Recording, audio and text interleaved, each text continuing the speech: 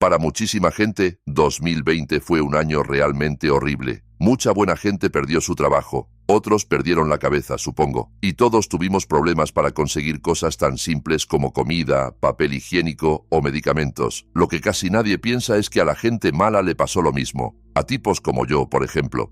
En aquel momento yo era un adicto funcional a los opiáceos, justo cuando empezó la pandemia. Los problemas de suministros, las fronteras cerradas, la paranoia general. Todo eso convirtió el conseguir un chute decente en algo mucho más complicado de lo normal. Y además, ganar dinero se volvió un infierno. El restaurante donde trabajaba cerraba semanas enteras por las restricciones.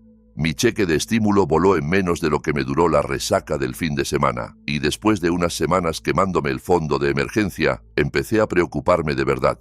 Para colmo, cada vez más camellos se iban offline, temporalmente por los confinamientos. Así que la oferta bajó, y los precios subieron. Mis gastos subían, mis ingresos desaparecían. Mi mono se hacía más intenso. Necesitaba una forma de hacer dinero, y la necesitaba rápido.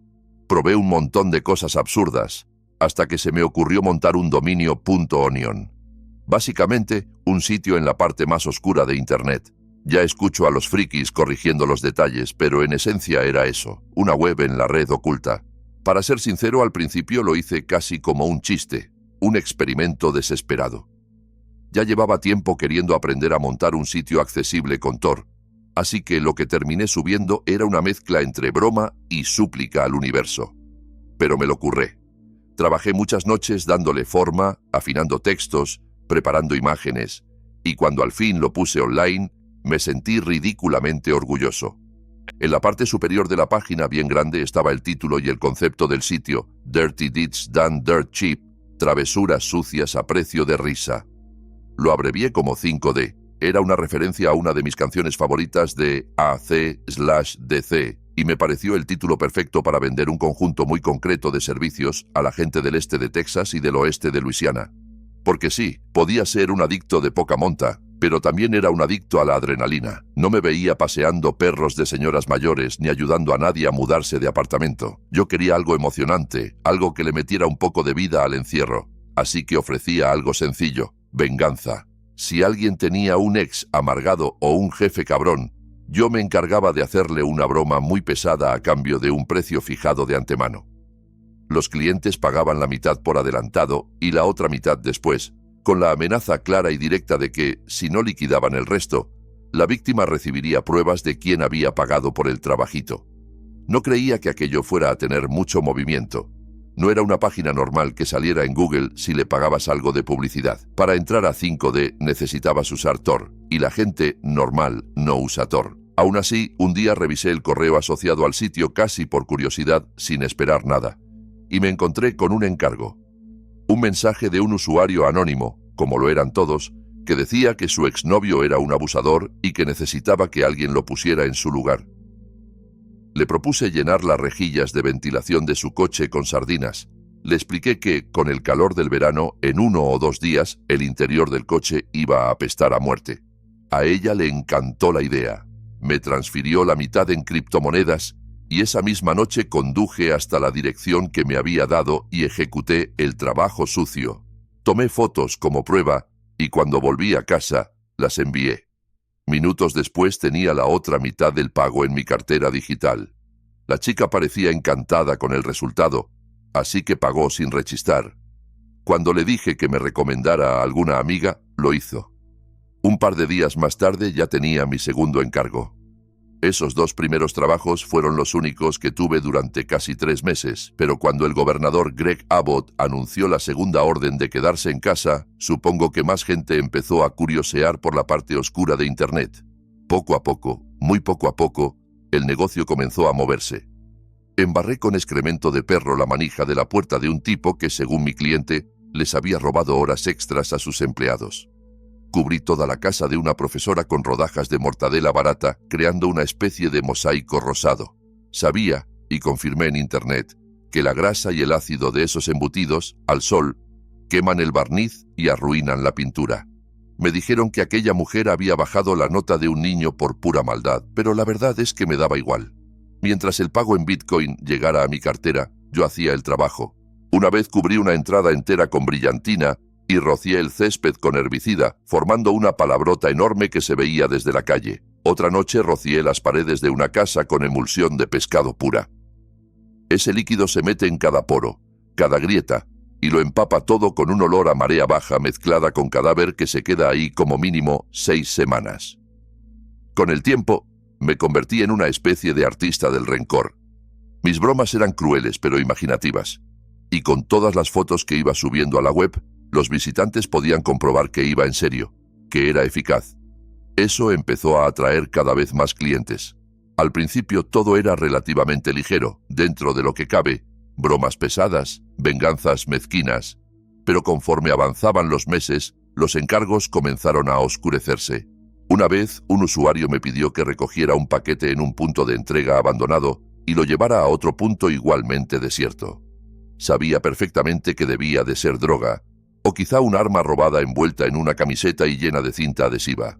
Pero el precio era muy bueno, así que acepté. El trabajo fue sencillo. Encargos como ese empezaron a llegar 1 o 2 veces por semana.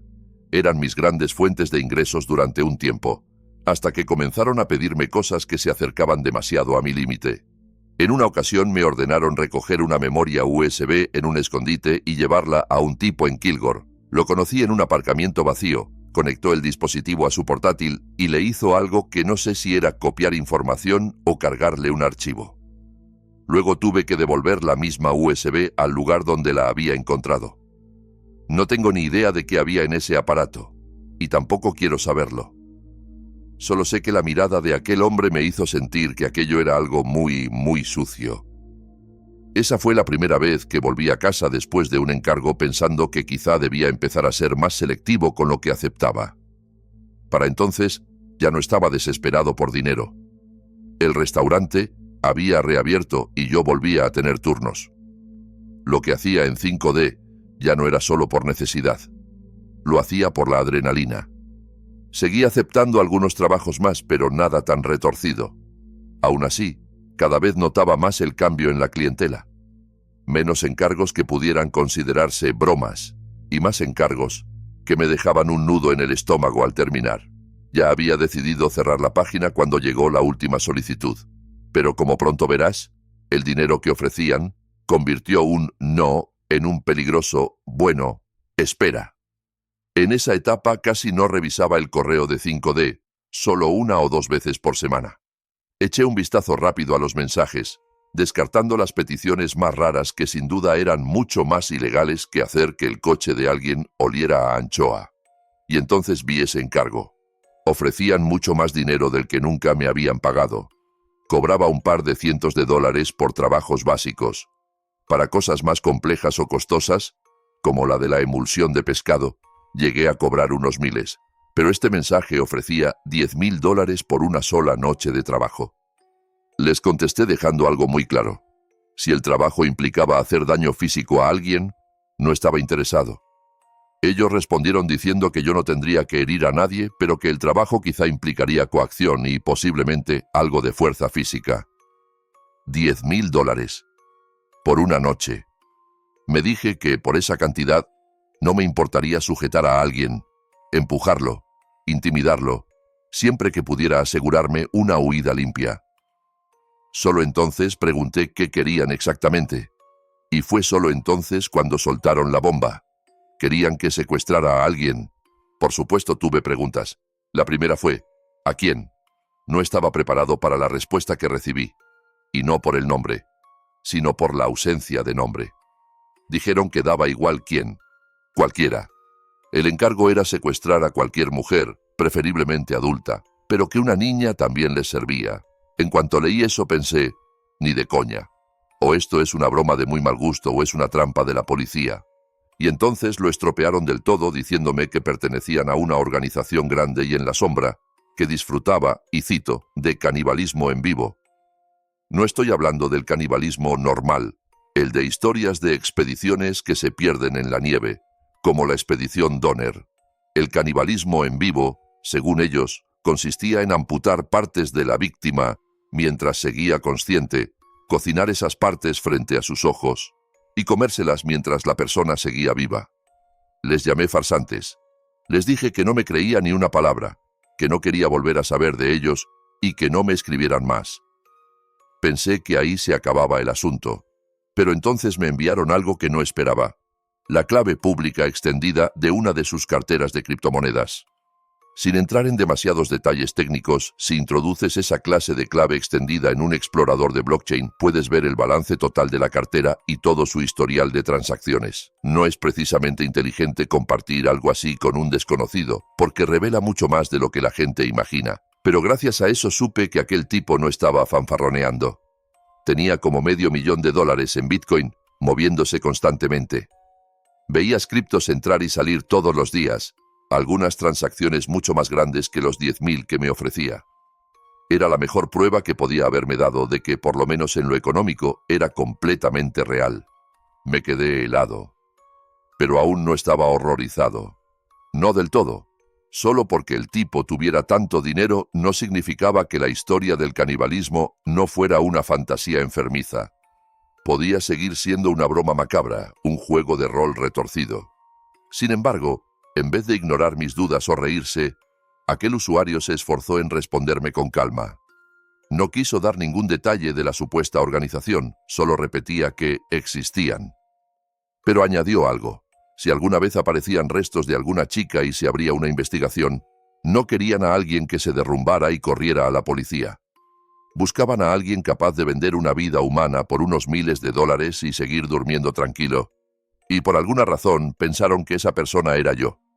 Se equivocaron, de lleno.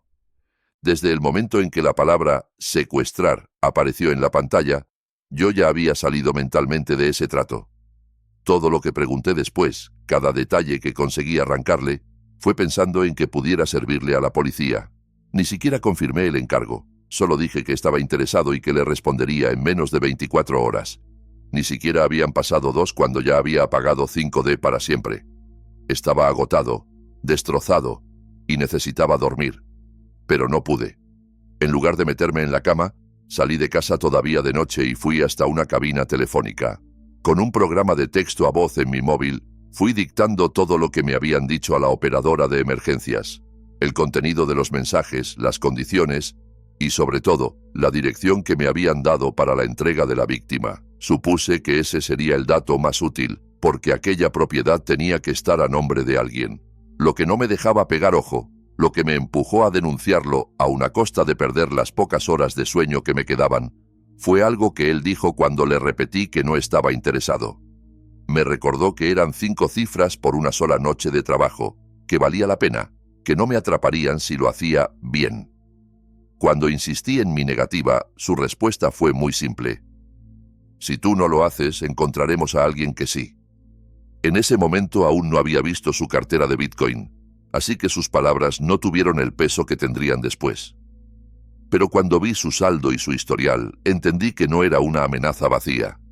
Tenía dinero de sobra para seguir buscando voluntarios, y por eso su frase me siguió retumbando en la cabeza hasta llevarme a la cabina.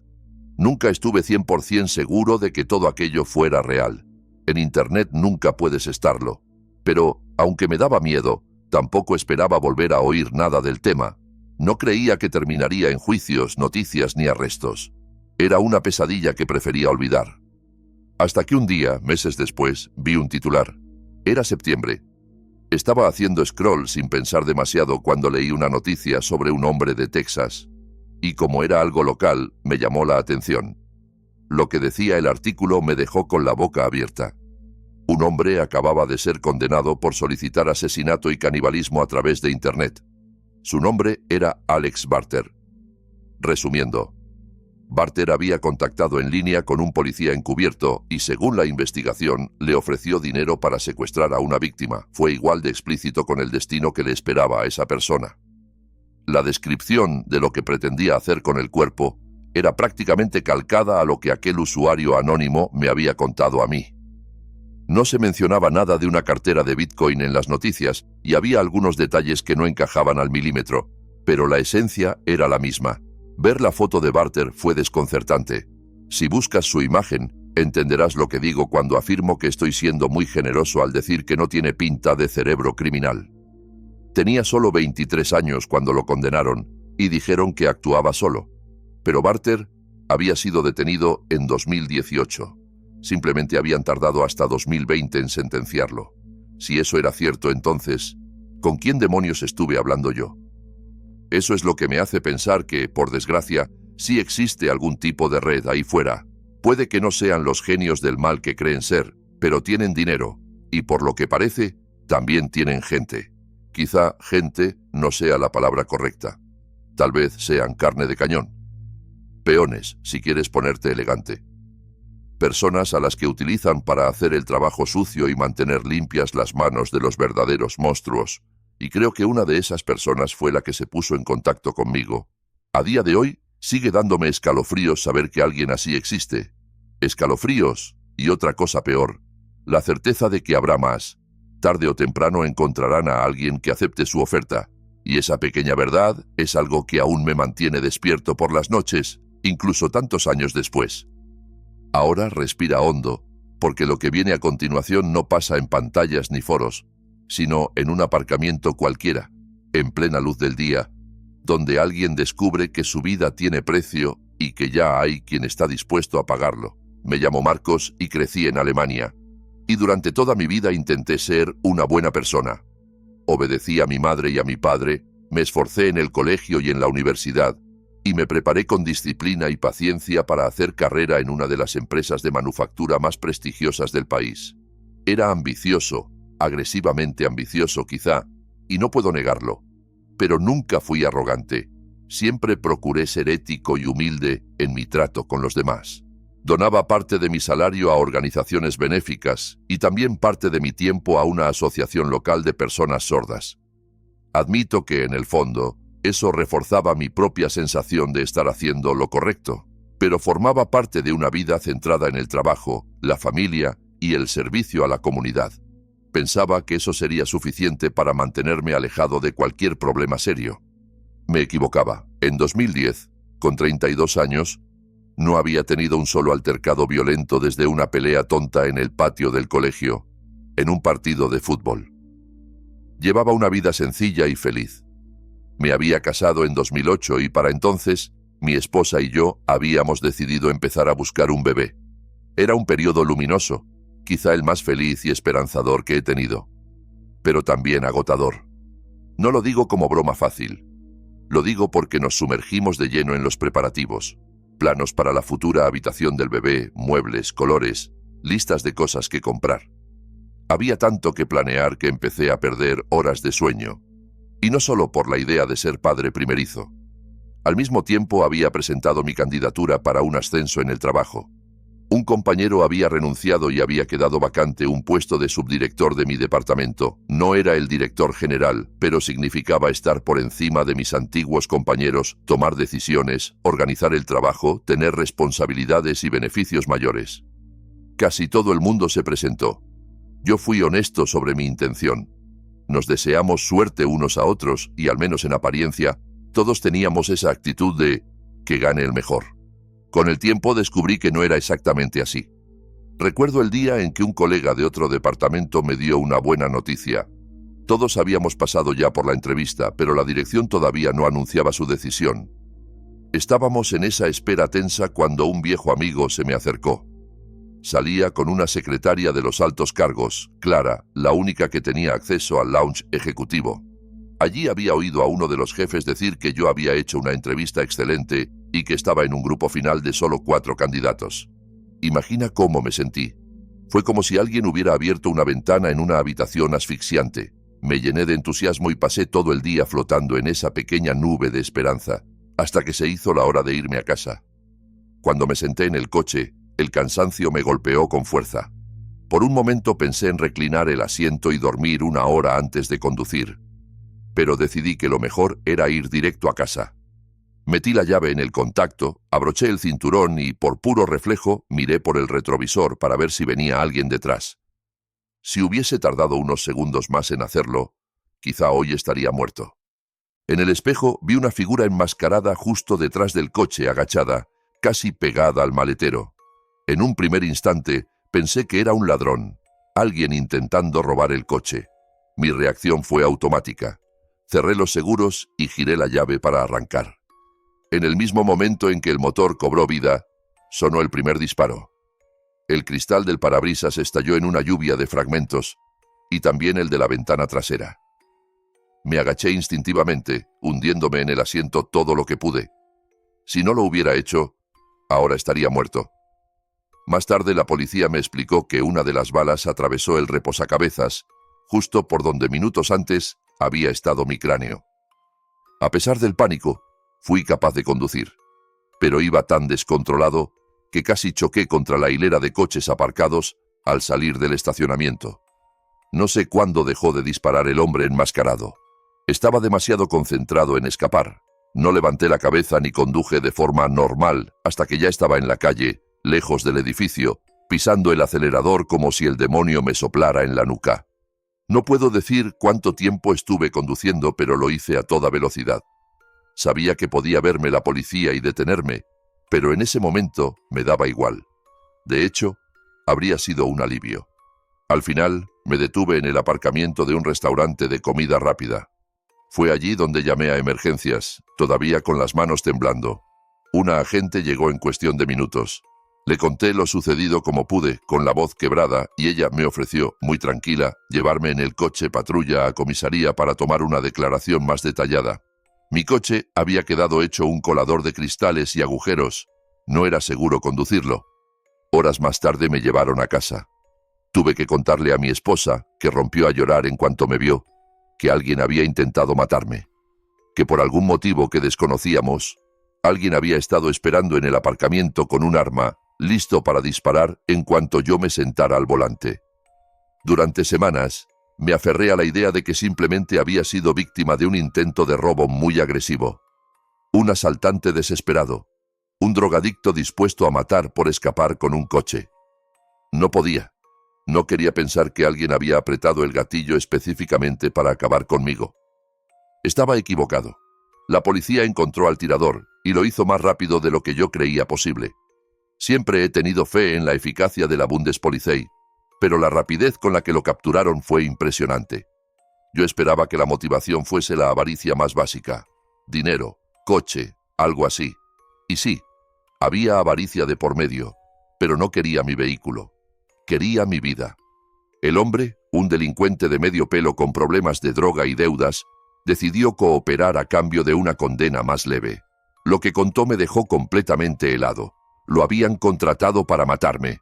Había visto mi rostro y mis datos en un anuncio, una especie de anuncio de recompensa, una oferta publicada en una página que no aparecía en ningún buscador, accesible solo para quienes sabían cómo encontrarla. El inspector usó la expresión inglesa dark web cuando me lo explicó. En aquel momento no entendí del todo el alcance de esas palabras. Con el tiempo, empecé a leer noticias de otros casos similares, otras víctimas que, sin saberlo, habían tenido precio en esas redes invisibles. El hombre confesó que había sido contratado por una fuente anónima y que no tenía idea de por qué querían verme muerto. Pero sí reveló algo importante. La persona que lo contrató conocía mi horario de trabajo con precisión. Sabía en qué zona del aparcamiento dejaba el coche, cuándo salía, cuándo entraba. Alguien lo había guiado hasta mí. La conclusión era casi inevitable. Lo más probable era que uno de mis compañeros de trabajo hubiera puesto ese precio por mi cabeza. La policía interrogó a todos en mi departamento y a varios ejecutivos. Nadie fue detenido. No hubo pruebas definitivas, ni rastros en ordenadores, ni mensajes comprometedores. Nada. Y sin embargo, yo no me sorprendí. Si alguien sabía cómo contratar a un asesino a través de la red oscura, aunque fuera un asesino torpe, también sabría borrarlo todo. El pronóstico había sido pesimista desde el principio. Era muy probable que nunca supiéramos quién había pagado. Y así fue. Una parte de mí quería irme de esa empresa, cambiar de ciudad, de vida, de identidad, si hacía falta. ¿Cómo seguir trabajando al lado de alguien a quien podías sospechar de querer verte muerto? Pero cuando se lo dije a la dirección, se produjo un giro amargo. Porque me dieron el ascenso. Me lo confirmaron junto con una oferta que sonaba casi obscena. Un salario inflado, beneficios extra, abogados de la empresa a mi disposición, para evitar que la noticia saliera en los medios, y por si fuera poco, la promesa de reforzar el aparcamiento con cámaras y guardias las 24 horas. Además, me ofrecían un pago único considerable, una especie de compensación por el trauma. Si hubiera estado soltero, quizá habría rechazado todo eso por principios, pero estaba intentando formar una familia. La voz de mi esposa pesaba tanto como mi conciencia. Al final, fue ella quien tomó la decisión. Nos quedaríamos, y en el fondo, pensé que quizá quedarme ayudaría a descubrir al culpable. Nunca lo hice. Ninguno de los otros candidatos, ni siquiera los que también quedaron en el top 4, mostró un comportamiento raro, ni una mirada de culpa, ni un gesto de ira contenida. Todos seguían saludándome en el pasillo, hablando del tiempo, del fútbol, del trabajo. Algunos detectives plantearon otra teoría. Tal vez no había sido nadie de la empresa, sino alguien externo que quería dañarla. No lo sé. Puede que nunca lo sepa. Lo cierto es que esa sigue siendo la sombra más larga de mi vida. No solo porque estuve a centímetros de morir, sino porque me recuerda algo terrible. Que un hombre puede hacer todo bien, vivir de forma recta, ayudar a los demás, y aún así atraer el tipo de mal del que se habla desde que el ser humano aprendió a contar historias alrededor del fuego. Si crees que lo peor que puede ofrecerte la red oculta es un loco aislado con una pistola, estás muy equivocado.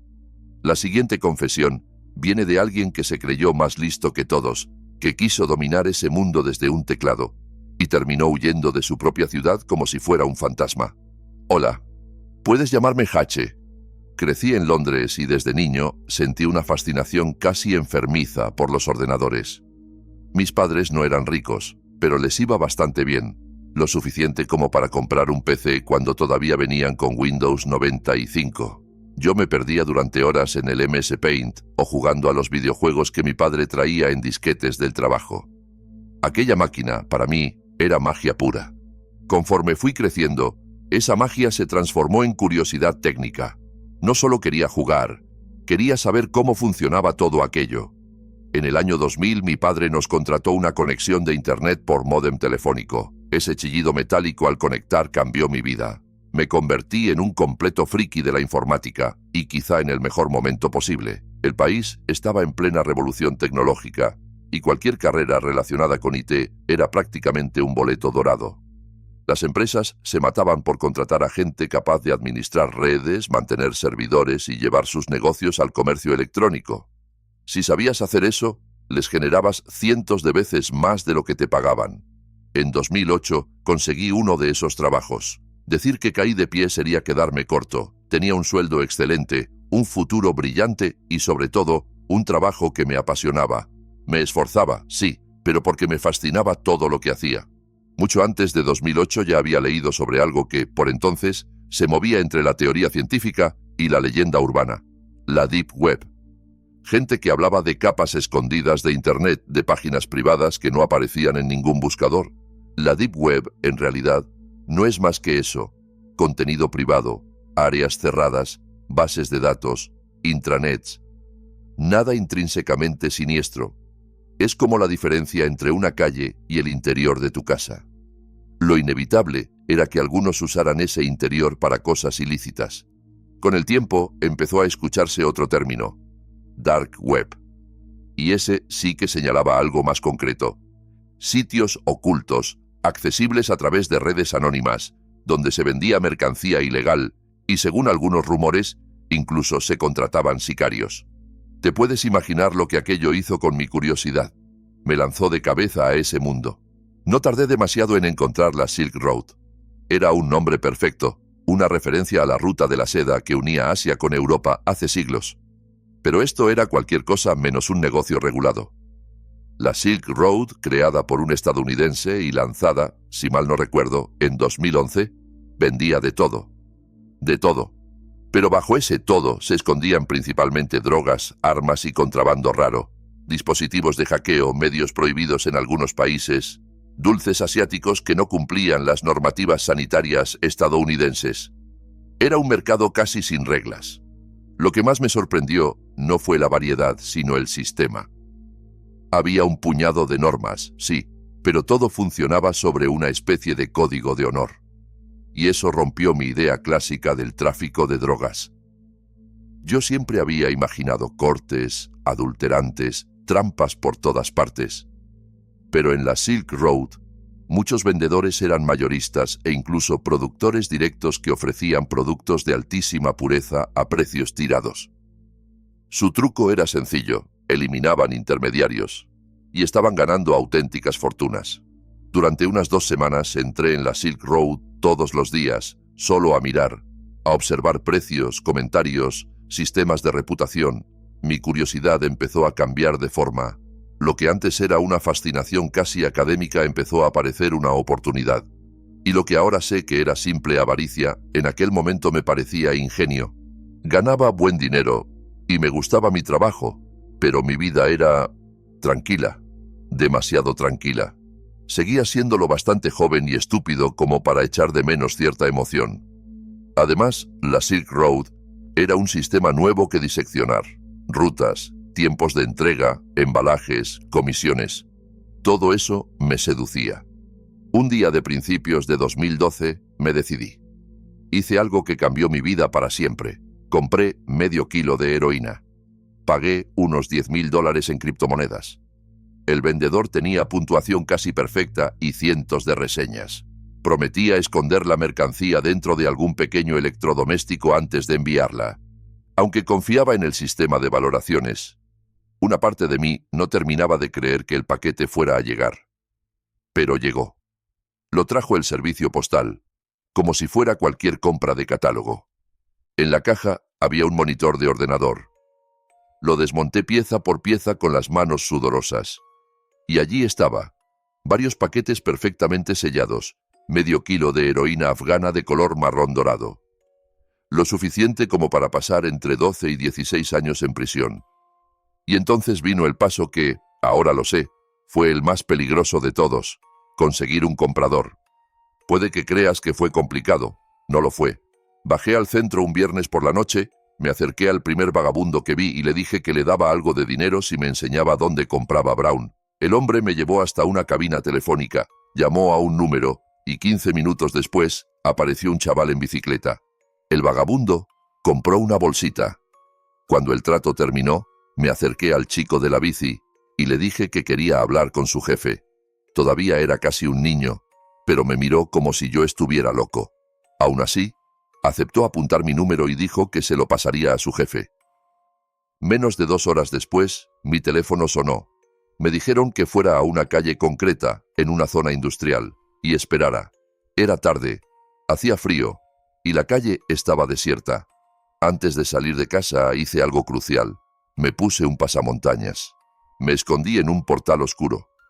Cuando llegaron 3 figuras encapuchadas, adolescentes, apenas me vieron.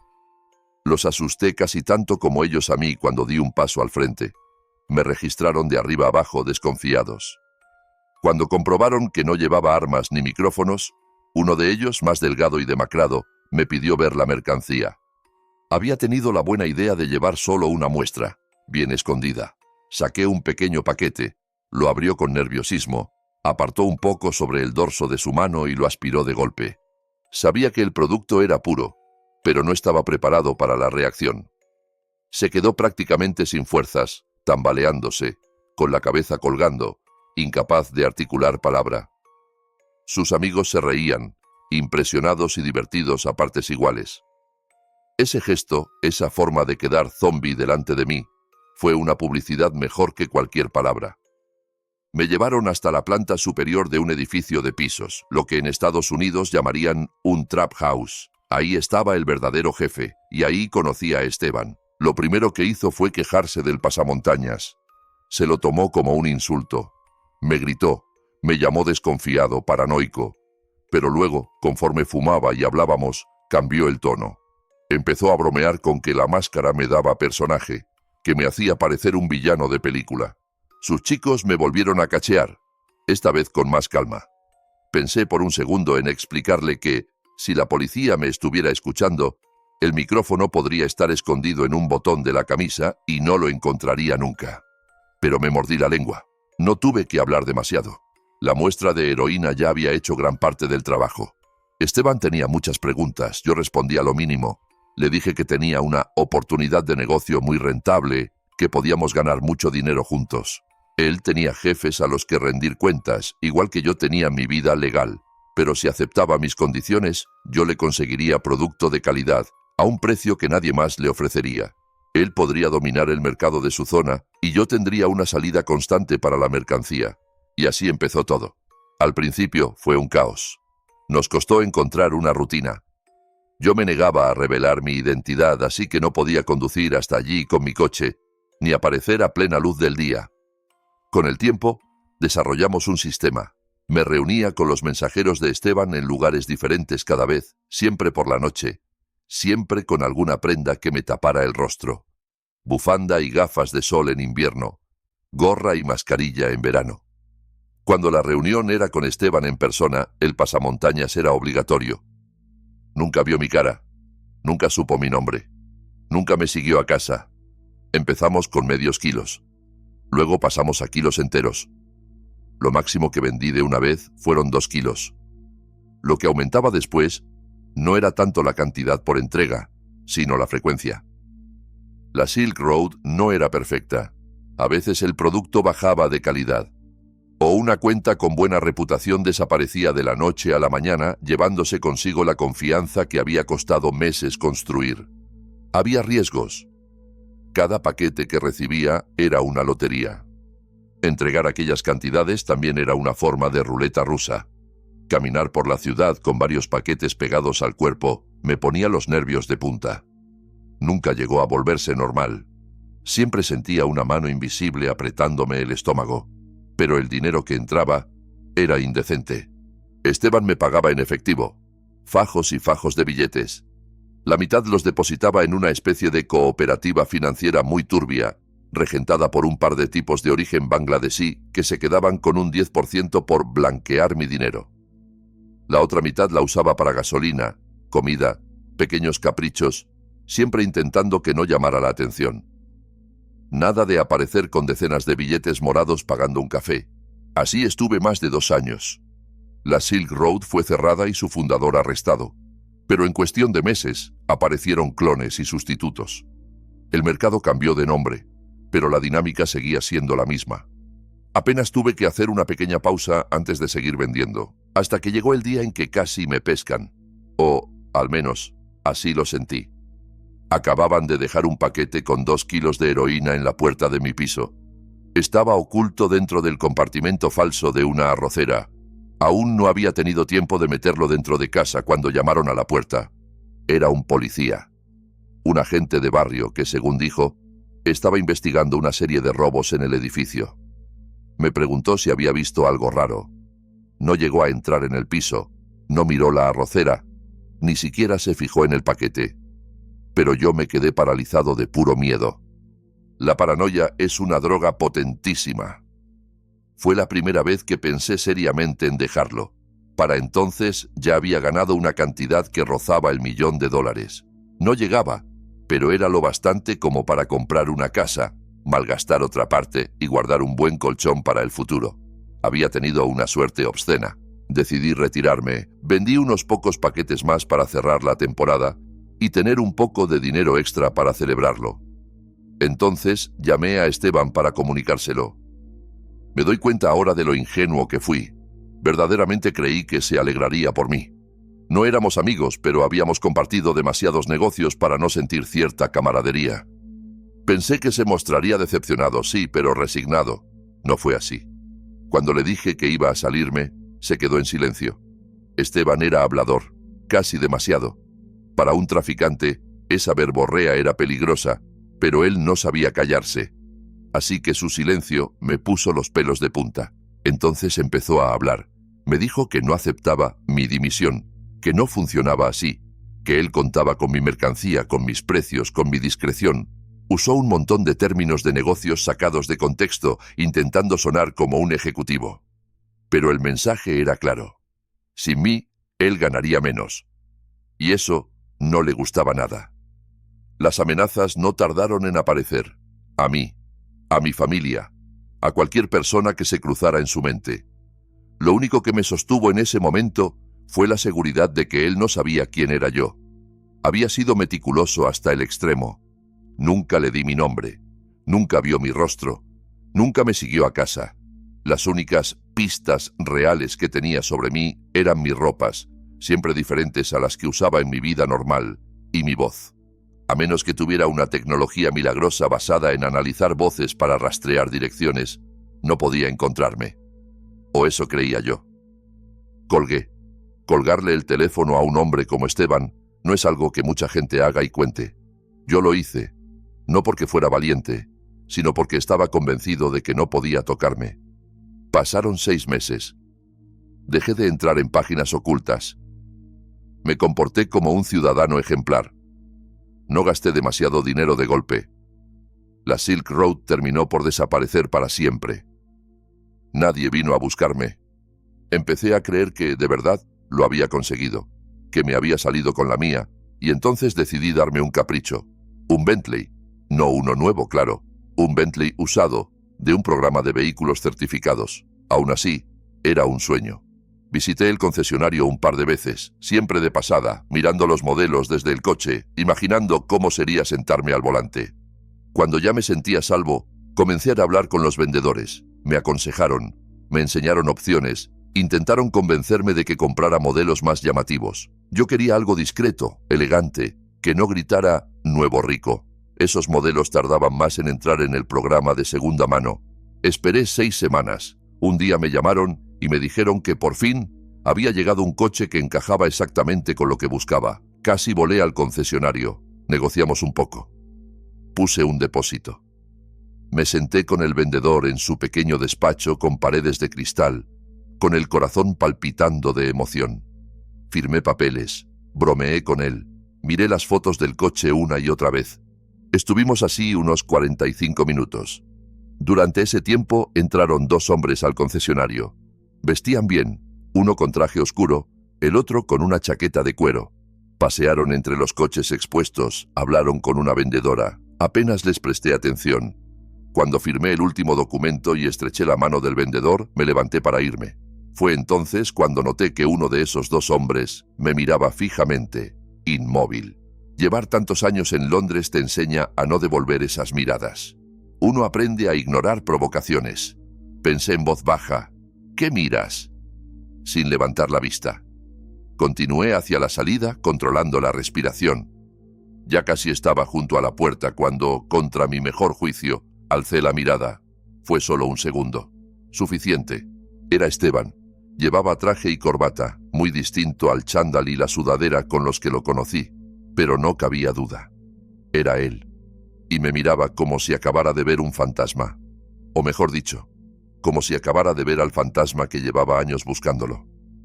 Abrí la boca para decir algo educado, un simple «¿le ayudo en algo?», pero las palabras murieron antes de salir. Sentí que el color se me iba de la cara. Me obligué a sonar neutral. Él frunció el ceño. Me estudió unos segundos. Luego, con voz que reconocí de inmediato, preguntó: «¿Te conozco?». Llevaba escuchándome hablar con el vendedor 20 minutos. Ese tiempo le había bastado para conectar mi voz con la del hombre enmascarado con el que hizo negocios tanto tiempo. Yo sonreí, o al menos lo intenté. Negué con la cabeza despacio y salí sin decir nada más. Mi corazón golpeaba tan fuerte que me dolía el pecho mientras caminaba hacia mi coche. Me obligué a no correr, a no mirar atrás. Arranqué, maniobré con cuidado, salí del aparcamiento y entonces lo vi por el retrovisor. Esteban, de pie junto a la puerta de cristal del concesionario, apuntando su móvil hacia mi matrícula. Era evidente que estaba grabando. Conduje. No sé cómo no me estrellé. Mi visión se volvió borrosa por momentos, con un gris extraño en los bordes. Me costaba respirar. Cada semáforo me parecía una trampa, cada espejo un ojo enemigo. Quise ir a casa, llegar, cerrar la puerta con llave, esconderme bajo las mantas. Pero, en cuanto tomé la dirección de mi calle, entendí lo absurdo que era. Si Esteban conseguía averiguar mi dirección con esa matrícula, lo primero que haría sería plantarse en mi portal. Di media vuelta. Conduje sin rumbo durante kilómetros hasta meterme en el aparcamiento de un edificio cualquiera. Apagué el motor. Me quedé ahí sentado, a oscuras. Fue la primera vez que tuve un momento real para pensar, y lo que pensé no fue nada reconfortante. Esteban me había encontrado. Tenía mi cara, mi coche, mi matrícula, mi voz. Podía preguntarle a cualquier contacto cómo usar esa información. Podía pagarle a alguien para que desenredara ese hilo. Recordé sus amenazas. Recordé la rabia en su voz cuando intenté dejar el negocio. Recordé las historias que él mismo contaba sobre traidores. Imaginé lo que me haría si se presentaba en mi casa con un par de matones. Imaginé a mi novia, gritando, atada, ensangrentada. La visión me cortó la respiración. Sentí algo muy parecido a un ataque de pánico. Cuando logré calmarme lo suficiente como para pensar con frialdad, la solución apareció ante mí, tan clara como aterradora. La primera parte fue sencilla. Abandoné el coche allí mismo. Ese Bentley que tanto había deseado se convirtió en un lastre en cuestión de minutos. Lo cerré con suavidad, como si fuera un ataúd caro, y lo dejé a merced del destino. La segunda parte fue llamar a mi novia. Le dije con una voz que me costaba reconocer que tenía que irse a casa de su madre y quedarse allí unos días. No le di detalles. Ella supo, solo por cómo sonaba mi respiración, que algo iba muy mal. Tardé horas en llegar a casa andando. Tuve tiempo de sobra para inventar excusas, para buscar una versión de la verdad que no la asustara tanto. No encontré ninguna. Al final se lo conté todo. Le hablé de la heroína, de la Silk Road, de Esteban, de los años de negocio sucio que había llevado a sus espaldas sin que ella lo supiera. Todo lo que había ocultado tras la pantalla de mi ordenador y la excusa de arreglar electrodomésticos. Ella se quedó blanca. Siempre había creído que yo simplemente reparaba aparatos para ganar un dinero extra, que aquel Bentley era el resultado de años de ahorro y buenas decisiones. No gritó, no lloró. Hizo algo peor. Se levantó. Dijo que no podía seguir conmigo y que nunca quería volver a verme.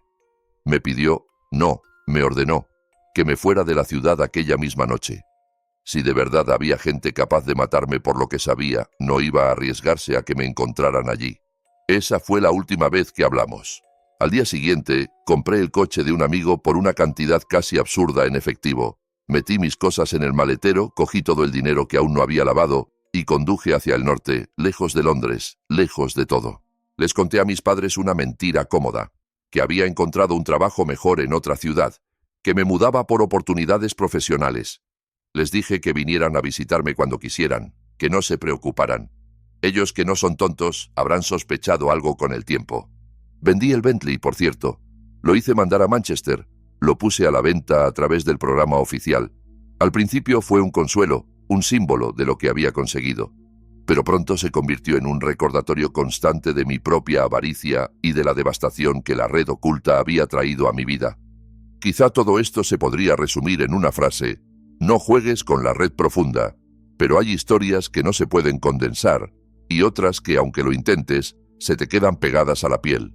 Y si todo esto te parece excesivo por solo hacer negocios ilegales, espera a escuchar lo que puede pasar cuando decides confiar tu dinero y tu vida a un desconocido con una sonrisa amable detrás de una pantalla. Vale, digamos que lo corto sería: no te metas con la red profunda si aprecias tu vida. Aunque no escuches el resto, quédate con eso. Yo solía trastear con criptomonedas a lo grande. No voy a aburrirte con detalles técnicos. Solo tienes que saber que tenía varios miles de dólares invertidos y que siempre buscaba la forma de hacer crecer mi bote. Es un mundo donde el riesgo se disfraza de oportunidad, y yo era el tipo perfecto para caer en esa trampa. Uno de los lugares favoritos de la gente como yo para hacer contactos era la parte más oscura de Internet. Muchos convencidos de que la web normal está demasiado vigilada, demasiado rastreada, y en parte tienen razón, se metían en foros ocultos. Ahí, entre hilos interminables sobre carteras, forks y proyectos, fue donde un amigo me presentó a alguien llamado Andrés. Según él, Andrés dirigía un fondo de inversión en criptomonedas desde Bielorrusia.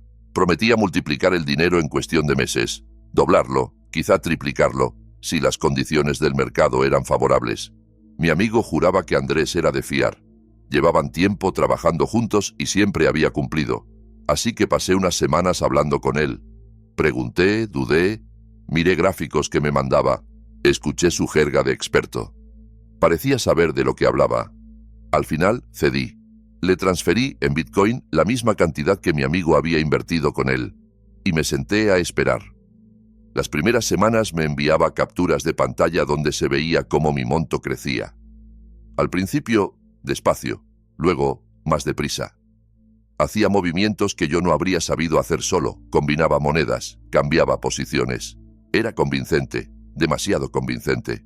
Con el tiempo, aquella cantidad que para mí era significativa pero asumible, se convirtió en algo serio. No era una fortuna, pero sí suficiente como para cambiar mi situación financiera, para pagar deudas, para hacer planes. Llegó un punto en que mi inversión inicial se había multiplicado por 10. Y fue entonces cuando me entró el miedo. Cuanto más dinero había en juego, más me aterrorizaba la idea de perderlo. No se trataba ya de ganar más, era de conservar lo que había conseguido. Mis instintos me gritaban que era el momento de retirarme. Le escribí a Andrés. Le dije, con todo el respeto, que quería retirar mis ganancias.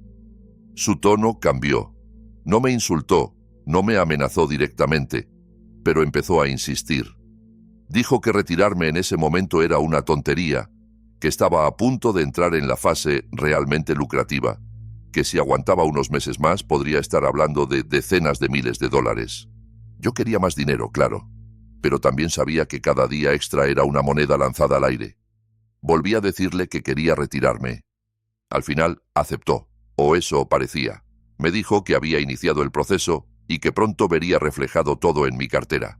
Cuando lo revisé, casi se me cayó el alma a los pies. Solo había recibido la cantidad que había invertido al principio, ni $1 de beneficio, y según el panel de Andrés, mi fondo aparecía a cero. Fue en ese momento cuando lo entendí todo. No estaba invirtiendo, estaba alimentando una estafa. Intenté hablar con mi amigo, el que nos había presentado. Le conté lo ocurrido. Le dije que Andrés se había quedado con mis ganancias. Pero su reacción fue extraña. Dijo que mi retirada ponía en peligro el sistema, que sacar el dinero antes de tiempo desmontaba la estrategia para todos, que si volvía a invertir la cantidad inicial, no habría daño. Cuanto más hablaba, menos sonaba a amigo y más a cómplice. Me di cuenta de que ambos estaban en aquel juego, que yo no era un socio, sino carne de cañón. Le dije que no pensaba meter $1 más. Le advertí de que iba a avisar a otros para que tuvieran cuidado, y entonces, por fin, se quitó la máscara. Andrés y su gente no son personas con las que quieras meterte, me dijo. No tienes ni idea de con quién estás jugando. Le contesté que yo tampoco era precisamente un novato en temas de seguridad, que era muy difícil rastrearme si hacía las cosas bien, que podían amenazar todo lo que quisieran. Pensé que, por sí solos, no tendrían medios para encontrarme. Lo que no tuve en cuenta fue que mi amigo podía haberles pasado mi dirección IP o cualquier otro dato que yo le hubiera dado años atrás, cuando todavía confiaba en él. Los primeros golpes no llegaron a través de la pantalla, llegaron a través de mis cosas. Una tarde, al volver a mi apartamento, noté algo raro. Una de las ventanas, la que daba a la escalera de incendios, estaba abierta. Yo estaba absolutamente seguro de haberla dejado cerrada por la mañana. No había nada revuelto, nada roto. Todo parecía igual.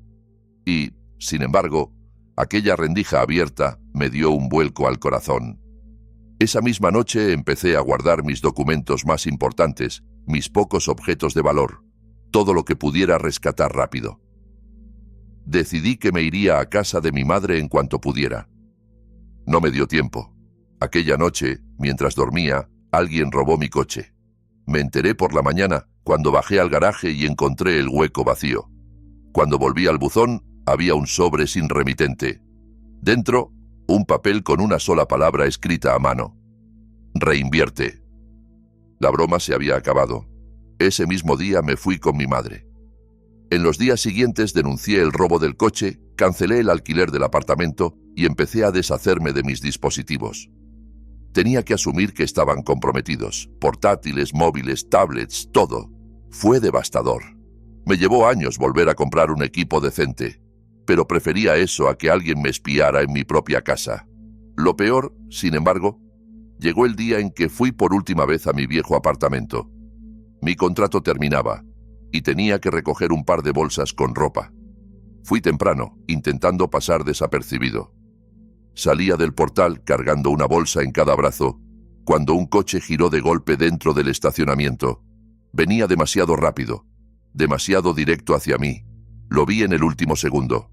Me lancé detrás de otro coche aparcado. El vehículo que venía directo hacia mí chocó contra el paragolpes del coche tras el que me escondí, dejando un enorme crujido de metal. Luego arrancó marcha atrás y salió a toda velocidad del aparcamiento. Mi madre, que me esperaba al volante del suyo, empezó a gritar mi nombre. Estuvo a punto de ver cómo me aplastaban delante de ella.